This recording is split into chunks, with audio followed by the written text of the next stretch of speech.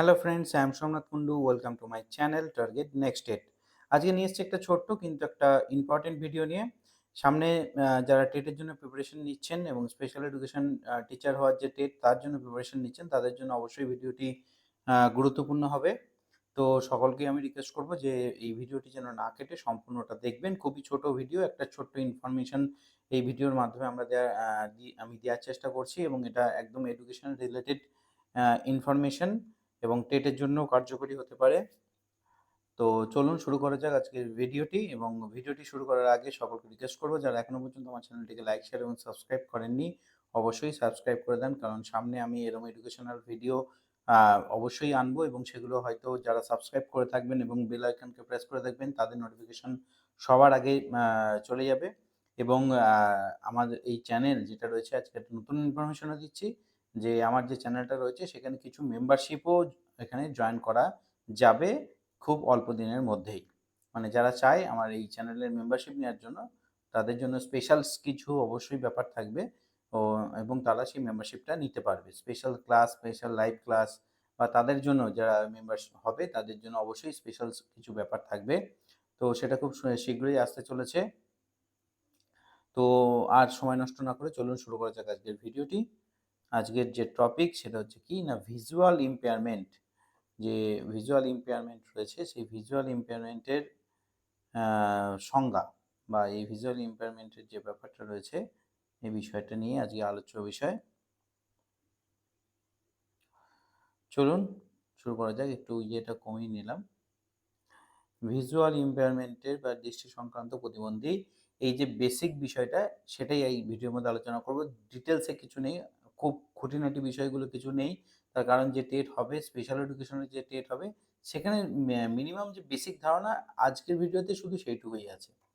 বলছে visual impairment বা দৃষ্টি প্রতিবন্ধকতা হচ্ছে এমন একটা শারীরিক অবস্থা যেখানে একজন ব্যক্তির দৃষ্টিশক্তি আংশিকভাবে বা সম্পূর্ণভাবে হ্রাস পেয়ে যায় এবং যা চিকিৎসা বা অপটিক্যাল যে ডিভাইস, যেমন চশমা, তার সাহায্যেও স্বাভাবিক স্তরে ফিরে আসে না সেই ব্যক্তি। এবং সেই ব্যক্তির কি হয়, দৈনন্দিন জীবনযাত্রা, শিক্ষা গ্রহণ, সামাজিক যোগাযোগ, স্বাধীনভাবে যে চলাচলের ক্ষেত্র, প্রত্যেকটা ক্ষেত্রে কিন্তু উল্লেখযোগ্য প্রতিবন্ধকতা তৈরি হয়। সেই অবস্থাটাকে বলা হয় ভিজুয়াল ইম্পায়ারমেন্ট। তার মানে কি, একটা শারীরিক অবস্থা এবং যেটা আংশিকভাবে হতে পারে, সম্পূর্ণভাবে হ্রাস পেতে পারে এবং যা চিকিৎসার মাধ্যমেও সেটা সম্পূর্ণভাবে ঠিক করা সম্ভব হচ্ছে না, চশমার বা কোনো ডিভাইসের মাধ্যমেও সেটা সম্পূর্ণভাবে ক্লিয়ার হচ্ছে না এবং যেটা দৈনন্দিন জীবনযাত্রা, শিক্ষা গ্রহণ বা সমস্ত ক্ষেত্রে, সামাজিক সমস্ত ক্ষেত্রে তার একটা প্রতিবন্ধকতা সৃষ্টি করছে, তাকেই বলা হয় ভিজুয়াল ইম্পেয়ারমেন্ট বা দৃষ্টি প্রতিবন্ধী ব্যক্তি। চলুন চলে যাই নেক্সটে কি আছে। বলছে কি যে মূল বৈশিষ্ট্য। দেখুন ব্যাপারটা খুঁটিনাটি নয়, আমি তো বলছি যে জাস্ট বেসিক জিনিসটা বলবো। এই যারা স্পেশাল এডুকেশন তার পড়াশোনা করেছেন তারা তো অবশ্যই এটা নিয়ে অনেক কিছুই জানেন। কিন্তু যারা জেনারেল লাইনে রয়েছেন তাদের টেটের ক্ষেত্রে এখন ইনক্লুসিভ এডুকেশন রয়েছে। তো তাদের জন্য বেসিক যে জিনিসটুকু জানা অবশ্যই প্রয়োজন। প্রথম পয়েন্টে কি আছে না, আংশিক দৃষ্টি প্রতিবন্ধকতা।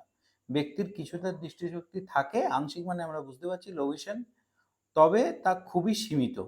ঠিক আছে? এবং বিশেষ সাহায্য বা প্রযুক্তির সাহায্যে কাজ করা সম্ভব। মানে চশমা টশমা, লেন্স, এগুলোর কোনো লেজার থেরাপি, ঠিক আছে, এর মাধ্যমে তাদের কিছুটা হলেও সেটা কাজ করানো যায়। মানে চোখে তারা কিছুটা হলেও বুঝতে পারে বা দেখতে পারে, স্পটগুলো বুঝতে পারে।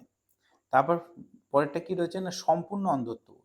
সম্পূর্ণ অন্ধত্ব বলতে কোনো দৃষ্টিশক্তি অবশিষ্ট থাকে না বা আলো আঁধারি পার্থক্য কোনোভাবেই বুঝতে পারে না। এটার ক্ষেত্রে আলো আঁধারি পার্থক্য বুঝতে পারে, এক্ষেত্রে কোনো রকম কোনো আলো আঁধারি পার্থক্য বুঝতে পারে না, মানে টোটালটাই চোখের সামনে অন্ধকার থাকে। এবং এর আইনানুগ একটা সংজ্ঞা আছে এবং এটাও জানা দরকার, কারণ এটার ক্ষেত্রেই কোশ্চেনগুলো অনেক সময় এই এমসিকিউ কোশ্চেন এর উপরই আসে। যখন কারেক্টেড ভিশন বা চশমা বা চিকিৎসার পরও যে উভয় চোখের দৃষ্টিশক্তি 6/60 6/60 বা তার কম থাকে অথবা দৃষ্টিক্ষেত্র বা ফিল্ড ভিশন 20 ডিগ্রি কম হয়, তখন তাকে আইনগত দৃষ্টি প্রতিবন্ধকতা প্রতিবন্ধী বলা হয়। চলে যাবো নেক্সট। এর কারণসমূহ বলছে একটা কারণ হচ্ছে জন্মগত, কনজেনিটাল ডিফেক্টস। জন্মগত প্রচুর কারণ হতে পারে, জন্মের সময়কার কারণ হতে পারে, জন্মের আগে মা যদি কোনো ড্রাগস বা কোনো ভাইরাস এফেক্টেড হয়, ড্রাগস সেবন করে থাকেন, জন্মের সময় যদি কোনো আঘাতপ্রাপ্ত হয় বা কোনো ভুল ট্রিটমেন্ট হয় বা কোনো এমন ওষুধ দিয়ে থাকে, ঠিক আছে, প্রেগনেন্সির অবস্থায়, যেটা বাচ্চাদের ক্ষেত্রে খুবই সমস্যা, মানে যেটা দেয় না নর্মাল কোনো ডাক্তারই প্রেগনেন্সির সময় মাকে এমন কোনো ওষুধ প্রেসক্রাইব করে না যেটা বাচ্চার ক্ষতি হতে পারে। তো সেরকম কোনো কাজ যদি করে ফেলে থাকে তাহলে সেই জন্মগত সমস্যা কিন্তু দেখা দিতে পারে। নেক্সট কি বলছে?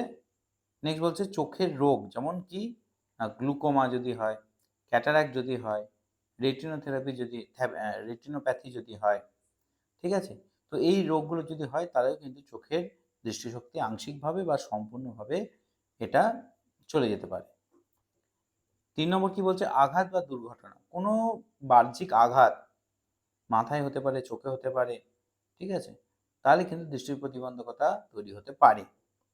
নেক্সট হচ্ছে অপুষ্টি। বহু মাই তার ভিটামিন এ ডিফিসিয়েন্সির জন্য, মানে ভিটামিন, প্রোটিনস, মিনারেলস বিভিন্ন অভাবজনিত কারণে কিন্তু, অপুষ্টজনিত কারণে কিন্তু এই প্রতিবন্ধকতা, দৃষ্টি প্রতিবন্ধকতা আসতে পারে, এবং যার মেন ক্ষেত্রে লেখাই আছে যে ভিটামিন এ যদি ডেফিসিয়েন্সি বেশি হয় তাহলে কিন্তু এটা হতে পারে। তো অবশ্যই যারা প্রেগনেন্ট মহিলা তাদেরকে ভিটামিনের কোনো ভাইটামিনসের কোনো ঘাটতি যেন না হয়। নেক্সট চলে যাব, কি আছে বলছে প্রভাব। প্রভাবের ক্ষেত্রে কি হয়, মানে এই যে দৃষ্টি প্রতিবন্ধী একটা শিক্ষার্থী যদি দৃষ্টি প্রতিবন্ধী হয় তাহলে তার কি প্রভাব হতে পারে? এক হচ্ছে লেখাপড়া করতে অসুবিধা হবে, স্বাভাবিকভাবে চোখে দেখতে না পারলে এটা সমস্যা। স্বাধীনভাবে চলাফেরার ক্ষেত্রে সীমিত হয়ে পড়ে, সে যখন ইচ্ছা যেখানে ইচ্ছা যেতে সে সামর্থ্য হয় না। সমাজের সাথে যোগাযোগ বা মেলামেশার ক্ষেত্রেও সমস্যা দেখা দিতে পারে, এবং তার আত্মবিশ্বাস ও মানসিক স্বাস্থ্যের নেতিবাচক প্রভাব ফেলতে পারে। তার আত্মবিশ্বাসটা সবসময় কম থাকবে, স্বাভাবিকভাবে তার একটা অর্গান নেই, তার মানে তো তার অনেকটাই সমস্যা। সে পৃথিবীকেই দেখতে পাচ্ছে না, আলোই দেখতে পাচ্ছে না, রঙই দেখতে পাচ্ছে না, লোকজন দেখতে পাচ্ছে না, তো অবশ্যই তার একটা সমস্যা হবেই, এবং তার মেন্টাল হেলথ, মানসিক স্বাস্থ্য অবশ্যই তো খারাপ হবে তখন। দেখে নেব নেক্সট, সহায়ক উপকরণ, উপায় কি আছে? সহায়ক উপায় মানে এই সমস্ত প্রতিবন্ধী বাচ্চাদের জন্য বা ব্যক্তিদের জন্য কি করা যেতে পারে? পড়াশোনার ক্ষেত্রে অবশ্যই ব্রেল পদ্ধতি ব্যবহার করা যেতে পারে। 2, প্রযুক্তি, সহায়ক প্রযুক্তির ক্ষেত্রে যেমন স্ক্রিন রিডার, ম্যাগনিফায়ার, ঠিক আছে, টকিং বুকও আছে, এইগুলোর ব্যবহার করা যেতে পারে। নেক্সট হচ্ছে কি, বিশেষ প্রশিক্ষণ বা পুনর্বাসন কর্মসূচি, তাদেরকে স্পেশাল ট্রেনিং জানানো যেতে পারে, এবং রিহ্যাবিলিটেশন কাউন্সিল অফ ইন্ডিয়ার যে বিভিন্ন সুযোগ সুবিধা, ন্যাশনাল ইনস্টিটিউটের, ন্যাশনাল ট্রাস্টের বিভিন্ন যে সুযোগ সুবিধা, সেইগুলোর ক্ষেত্রে তাকে সেই ট্রেনিংগুলো অবশ্যই করানো যেতে পারে, যাতে তাদের লাইফ স্কিল ডেভেলপমেন্ট হয় এবং তারা বেঁচে থাকার মতো মিনিমাম যে যোগ্যতা বা মিনিমাম যে স্কিল সেটা অর্জন করতে পারে, মানে তার খেয়ে পড়ে বেঁচে থাকার মতো তাকে এবিল করে দেয়, এবিলিটি তার মধ্যে নিয়ে আসা, এটা অবশ্যই করা দরকার। আজকে আমরা এই দৃষ্টি প্রতিবন্ধকতা বা প্রতিবন্ধী যে বিষয়টা রয়েছে তার একটা বেসিক নলেজ নেওয়ার চেষ্টা করলাম। আশা করি এই সাধারণ নলেজটা অবশ্যই আপনাদের একটু কাজে দিতে পারে, এটুকুই বলার। আর সকল শেষে একটাই কথা, সকলকে অসংখ্য ধন্যবাদ ভিডিওটি দেখার জন্য, এবং যারা এখনো পর্যন্ত লাইক, শেয়ার এবং সাবস্ক্রাইব করেননি তাকে রিকোয়েস্ট করব আমার চ্যানেলটিকে লাইক, শেয়ার এবং সাবস্ক্রাইব অবশ্যই করে দেবেন। সকলকে অসংখ্য ধন্যবাদ।